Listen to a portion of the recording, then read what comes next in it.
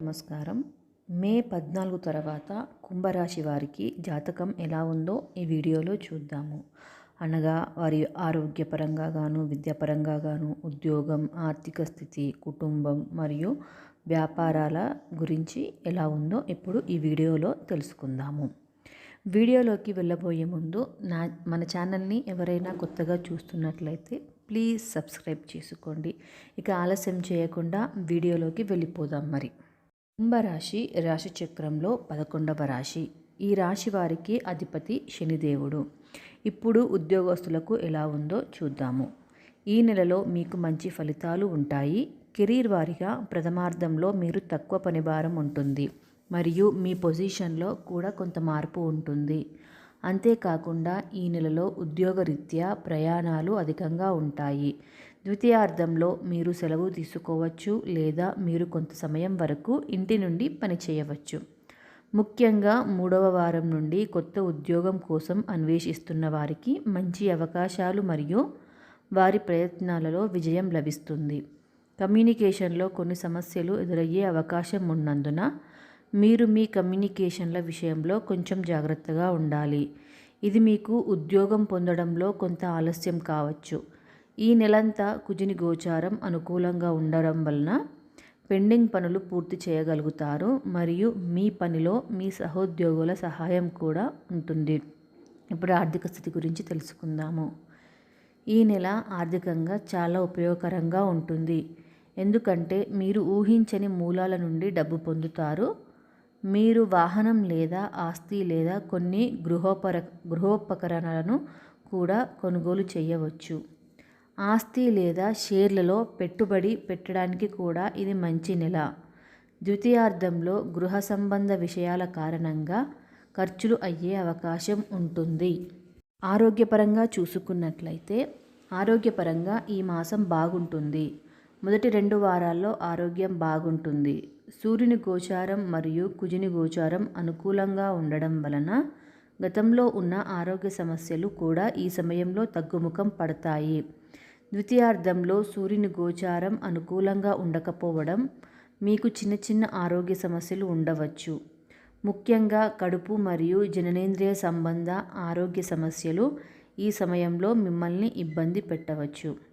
ఇప్పుడు కుటుంబపరంగా చూసుకున్నట్లయితే కుటుంబపరంగా ప్రథమార్థంలో మీకు చాలా మంచి సమయం ఉంటుంది.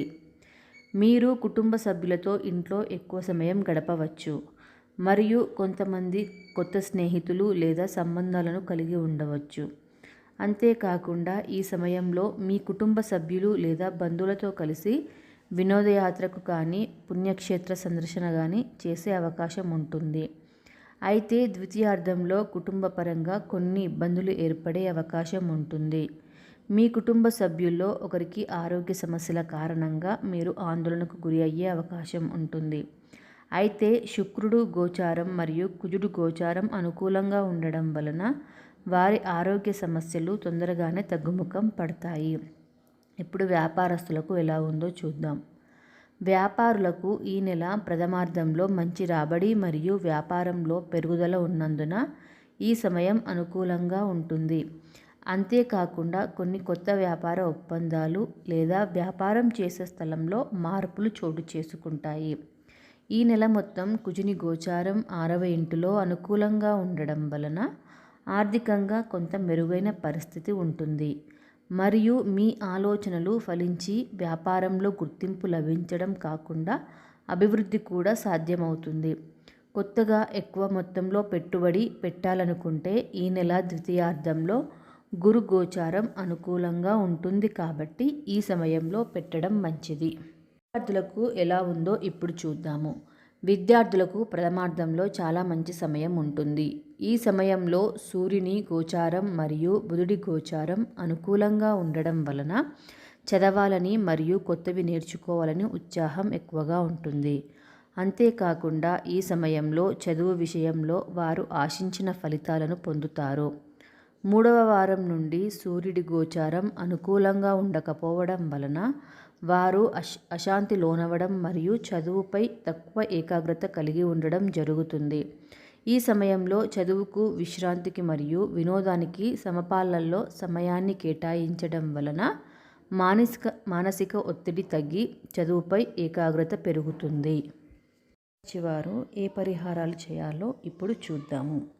నలుపు రంగు దుస్తులకు దూరంగా ఉండడం మంచిది మరియు తిరునల్లార్ శనీశ్వర ఆలయంలో ప్రత్యేకమైన శని పూజ నిర్వహించుకోవడం ద్వారా ఈ సమస్యల నుండి బయటపడే అవకాశం ఉంది. తిరునల్లార్ అనేది పాండిచ్చేరిలో ఉందండి. నవగ్రహాలకు కూడా నూనెతో పూజ చేయడం వలన మీకు మంచి ఫలితాలు వస్తాయి. ఈ రకంగా చేయడం వలన మీకు అంతా మంచి జరుగుతుంది. చూసాం కదా అండి ఈ వీడియోలో మే నెలలో కుంభరాశి వారికి జాతకం ఎలా ఉందో. మీకు కనుక ఈ వీడియో నచ్చినట్లయితే ప్లీజ్ లైక్ చేయండి. అలాగే ఈ వీడియో ఎలా ఉందో కూడా ఒక కామెంట్ చేయండి. Thank you so much for watching.